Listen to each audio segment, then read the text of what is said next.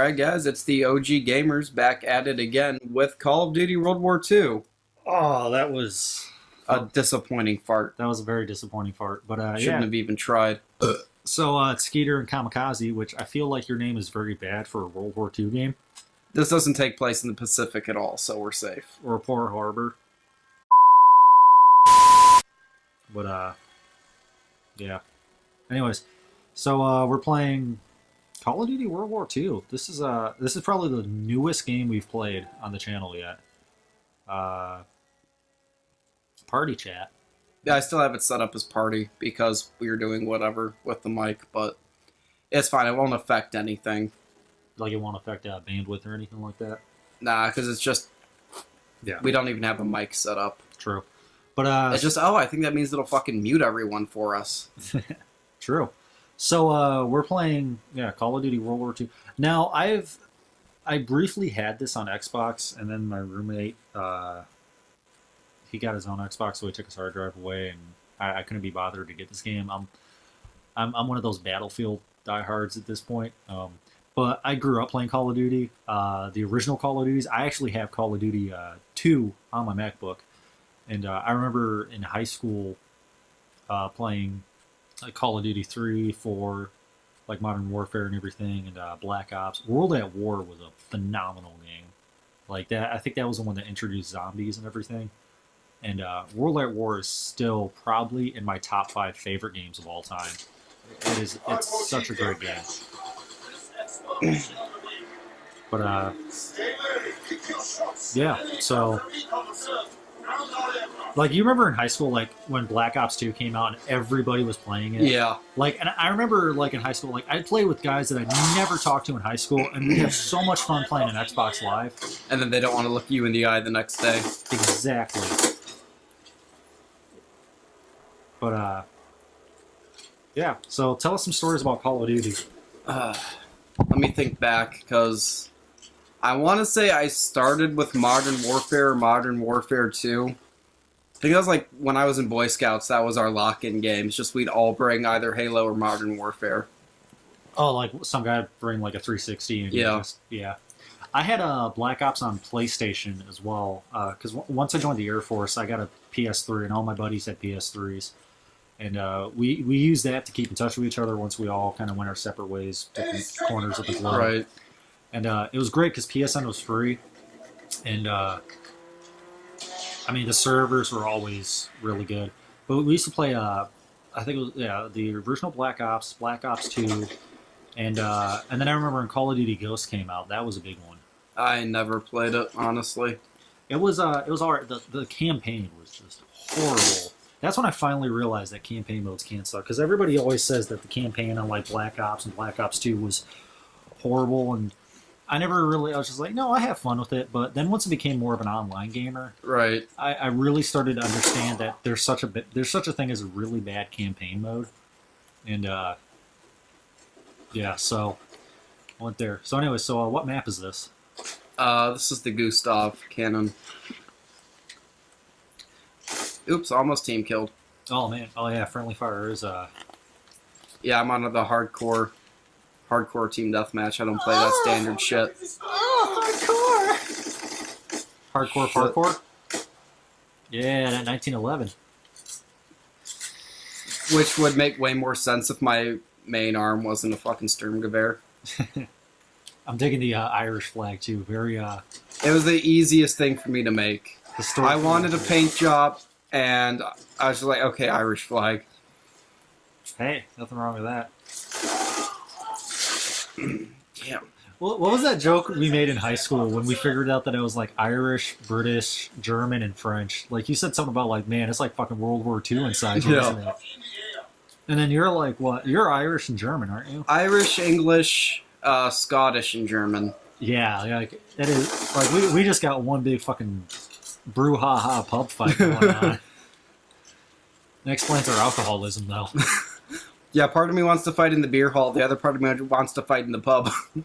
Yeah. And the other part of me wants to fight in the trenches at Normandy. Das Beer Hall Pushing. Pushing. Hey, we don't talk about the beer hall putsch.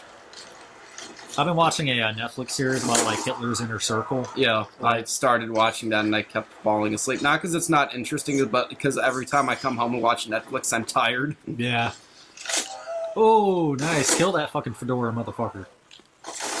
But, so I think the reason I friendly fire so much in this game is because I have a built-in tendency to want to kill everything in a German uniform. I mean, that's not exactly a bad thing. You know, just killing Nazis. 100 Nazi scalps! And I better get my Nazi scalps. I gotta say, Brad Pitt in World War II movies, I really dig it. I don't like him in anything else, but like Fury and Inglourious Bastards. I loved Fury. Yeah, Fury and Inglourious Bastards those are like one of my favorite movies. If you had to pick one, which would be Inglourious Bastards or Fury? Oh man,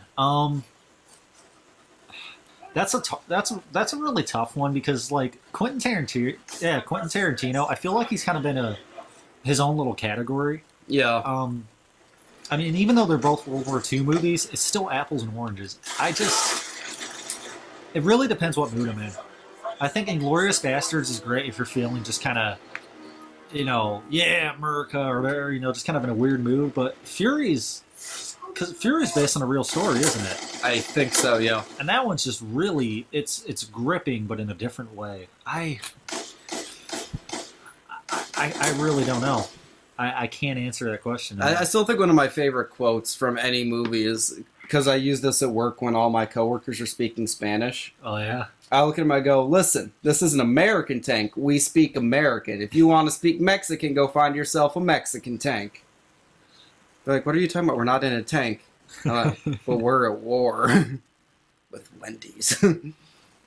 Yeah, Fury's a good movie. Shia LaBeouf's in Fury, too. Oh, yeah, I always forget about him. Yeah. Fury's a great movie. Look, Fedora Man was in the top 3. Nice.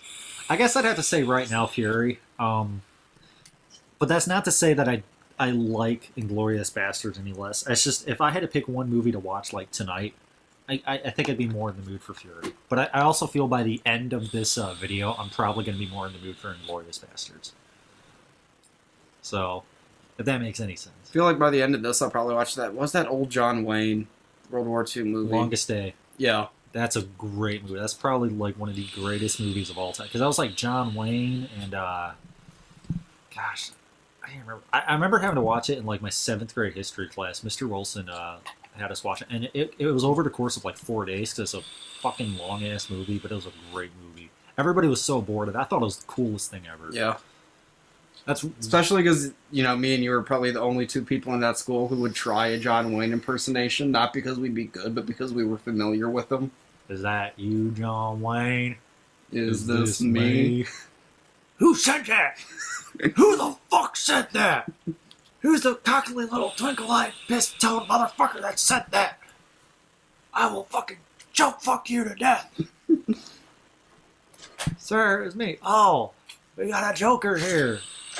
Well, I admire your honesty. Hell, I'll let you go home and fuck my sister. Rip Arlie Ermey. The whole reason any of us joined the military. Not me, though. He's just the reason I got into guns. He scared you away from the military. Not exactly scared me away, because I still wanted to up until high school when I had friends coming back from the military saying, no, don't do it. Don't fucking do it. It's not because it fucks you up in the head because of like war. It's just it fucks you up in the head because of the stupidity you have to deal with. I mean, then why am I working at my job now? Yeah. I have never seen a human being struggle so much with fucking simple remedial tasks.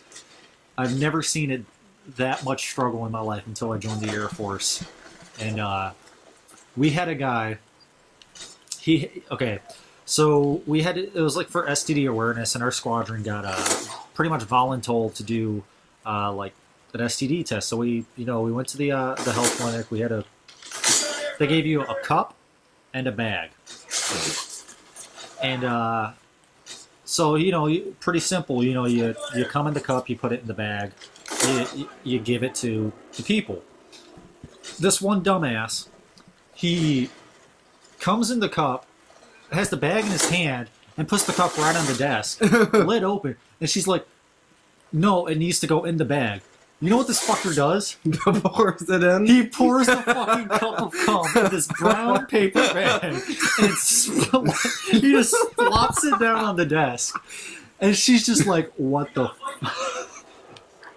I mean, and I'm just like, what the fuck is wrong with that? Like, how the fuck did you get in the Air Force? Like, damn. There's a joke about ASVAB scores in here somewhere, but you're the one who's qualified to make it. Yeah.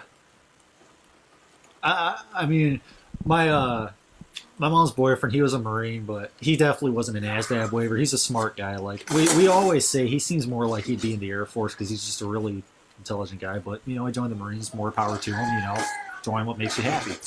And, but every now and then he'll give me shit about, like, Chair Force or whatever. He's like, well, our boot camp's harder. I'm like, everything's harder when you're stupid. Now go eat your crayons. Man, I don't have a problem with Marines. I love Marines. All my friends are Marines. I think I was the only one at Hillsville that went Air Force. Everybody else went Marines, and all the slutty girls went Navy. It's true, though. They want to be around the seamen. I'm not even kidding, dude. I was talking to Rachel about this last night. I was like, dude, I'm literally thinking of every girl I went to high school with that joined the Navy, and they all had sex with at least 10 or 15 guys before they graduated high school. Wait, and where the fuck was I for this? In the Navy, you can sail the 7 seas. In the Navy, being all that you can be. Oh, no, wait. I know where I was for all of that. The friend zone. Back home masturbating. Doing your own birth control, apparently. You want to tell them, like, yeah, what the fuck were you saying before we started recording? That even though I have a lot of sex, that I still like to masturbate sometimes. That way it keeps my sperm count low. That way there's less chance of me getting anyone knocked up. You fucking piss me off, because you fucking live with your girlfriend. Mine lives like 5 hours away. I see her for like 12 hours every month. That's about it. Hey, an orgasm a day keeps the asshole away. Or you could just be cool and orgasm in the asshole. Can't get her pregnant that way. She won't let me. Yeah, I know. She gets upset when I talk about it. Fucking... Maybe I want a shit dick. Maybe I want my one. Looking at you, Troy. Yeah, maybe I want my one-eyed snake to have a brown nose.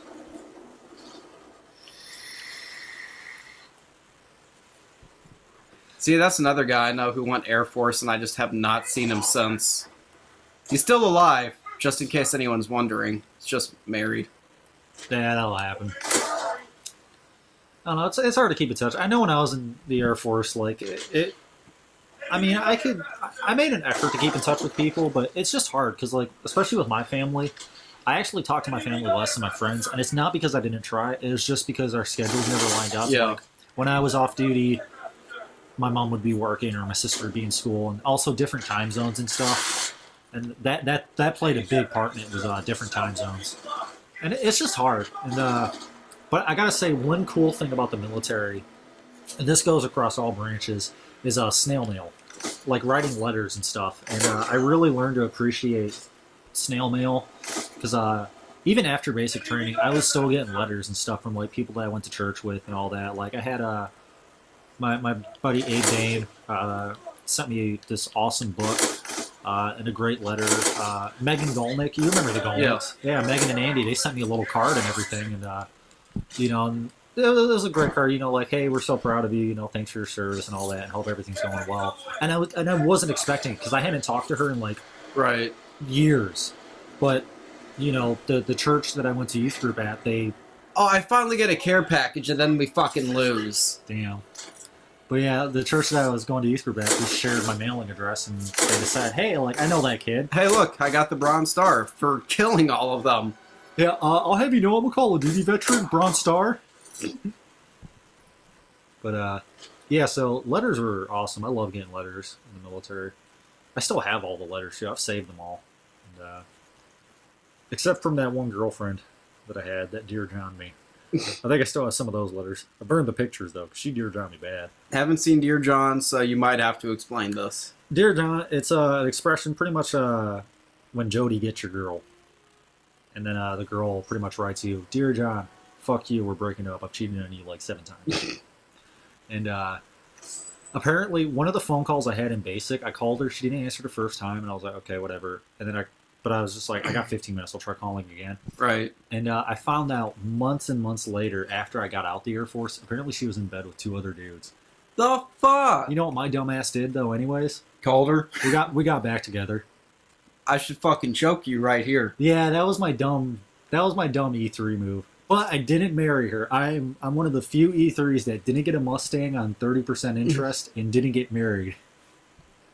So you got to give me credit for that one. But yeah, no, that was my dumbass move. And yeah, fucking. We had one guy on our flight who got Dear John. Like the first letter he got was from his wife saying that she immediately had sex with his brother right after like they dropped him off at the airport to leave. The fucking shit is that? And she was pregnant with his brother's baby. And we're just like, what the fuck? Although, and then this guy ended up marrying like this fucking, I think she was like Miss Oklahoma or something. Like she used to be a model. Yeah, but like here's the fucking thing. When he goes home for a family reunion, he's got to look at his ex holding his brother's baby, and he probably has to fucking fight every urge in his body to tell him to beat the shit out of his brother. Yeah. Because then he's looking at smoking hot Miss Oklahoma going, no, I guess she got the short end of the stick. Yep. Looks at his brother, yeah, the short end of the stick. It's a penis joke. Yeah, it was crazy, but anyway, I was about to say have yet to make enemy contact, and then I did in the worst possible way. Café de Normandie. I think you're in France. I wonder. Maybe? Is café a French word or Italian? Who fucking knows? I mean, they're both... It's probably a Latin root that both shared. Yeah, they're both Latin. I remember taking Spanish in high school, and I took French my freshman year. Yeah. So taking Spanish was just fucking impossible for me.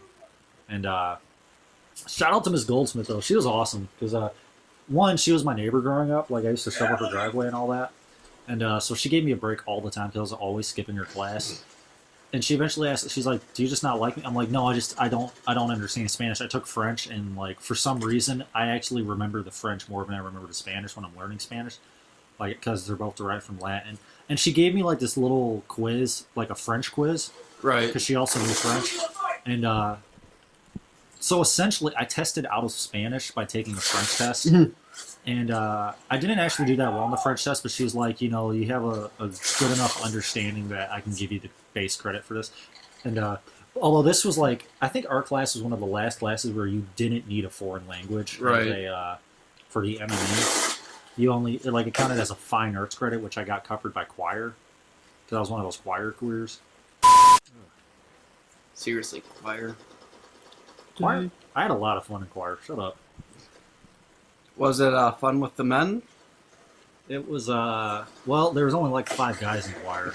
I didn't do chorale because it just never worked out with my schedule. I probably could have, because I did it all throughout middle school and all throughout high school. So, and I was gonna do chorale my last semester of senior year, and then just things worked out where I ended up switching to the alt so I could graduate a little bit early and enlist, and so I mean I just couldn't do it. But no, I enjoyed choir. It was a lot of fun. So a lot of good memories.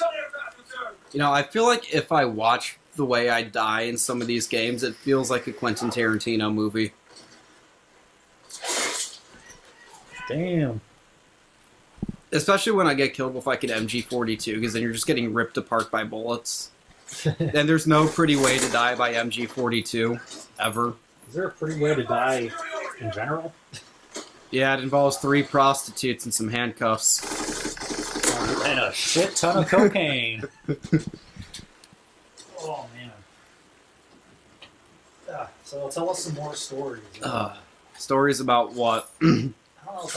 Tell us some college stories. I don't have many college stories. Half of them... Okay, so get up at fucking 10 a.m. Go to class. Come home from class. Go to work at 4 o'clock. Stay at work for 8 hours. Come home. Go to sleep. Hate your life. Decide after doing the same schedule for 3 years that you're just fucking done. hold on a second. Hold on. You're gonna bitch and moan to me about waking up at 10 a.m. to only go to class for fucking 8 hours and then work for a few hours. You're gonna bitch at me about that. Go to class for like 5 hours and work for 8 hours. Oh, okay, yeah. I know, the military's hard, but No, I hate it. I just hated college. I'm not gonna be one of those douchebags. Like, I remember we'd wake up at like 3, do an hour of PT, and then go to class for like 9 hours. For like, this was training when I was in tech school, and then when I was operational, it'd be work for 7 to 8 hours. Usually at the weekends off, but at least 2 or 3 days during the week once you got off duty. Then you'd either go to the education offices or you'd actually go to whatever satellite campus was around base, do your CLEPs, which is your like community college classes, because you know the military pays for you to go to school. Right. And for me, it was I actually had to go to the mall because the Tulane University satellite campus was at the mall. Do that for 3 hours, and then sometimes on the weekends they'd have a class too, which was actually pretty nice. Oh, team kill. Oops. Shout out to Tulane University. But, yeah. It was horrible. I remember in tech school, though, it was like 10 to 12 hours of class. You had an hour and a half of PT. And at some point, you had to fit in sleep and eating. Like, you really only had, like, maybe 3 hours to sleep and eat. It was horrible. Especially air traffic control. God, because that tech school is, like, 4.5 months. Right. And it's just pure hell. It's like, not physically, I mean, unless you're doing like combat control, but right. Gosh, air traffic control was just mentally, it was probably like the most stressful thing I've ever done in my life. People still think I'm crazy for not doing it, and then I just tell them kind of like what training was like, and I'm like, you know, an operational isn't quite as bad as training, but I don't know. Once I tell them that and everything, they usually leave me alone. Well, I'm just like, oh, I'm going to school to be a pastor. They're right. Like, oh, that's so great. Like, that makes so much sense. And then they just get off my ass. Yeah, hopefully when you apply for a pastoral job, they don't find these videos. Yeah. I mean, I'm more down to it. I mean, I have my religious convictions, but, more or less along the lines of people sin, you're forgive, now stop bitching at me because I said fuck a few times. No, I mean, we all know I love working with like at-risk kids and stuff, so work down there. No, I'm not a perfect person, but anyways, not about religion. So, I'm a perfect boss. I saw in one of my kids' Snapchat stories that they were fucking around at work. I just snap them back and I say, do the dishes. I feel like that's something that Becca would have done. She would have too, because for some reason she added all of us and just gave no fucks. I can only bring myself to add the kids I trust. Yeah, Becca was. The only thing that annoyed me about Becca was like she'd always be like, "If you got time to lean, you got time to clean." I do that too, and then I get told to shut the fuck up, and I can't fire anyone because we're understaffed as it is. Yeah. Like, I have to beg people to actually do their jobs, and it's just like, I'm always in this shitty position of I feel like I don't have enough control. Victory! Hey, you beat some Nazis. I love how it's the Prussian cross. They can't actually do a swastika. Yeah. Damn. I think there's maybe like 2 swastikas in this game. How did I get the Bronze Star again? Seriously, is no one killing as much as me? Fucking G.I. Joe, bitch. That's what this shit looks like, too, when you watch it in slow-mo. Okay, you didn't even have them in your crosshairs, and it fucking... Because it's a reflex sight. The crosshairs kind of move as you move the gun. Oh. Yeah, but it looked like you were shooting past him, and then all of a sudden, pink mist.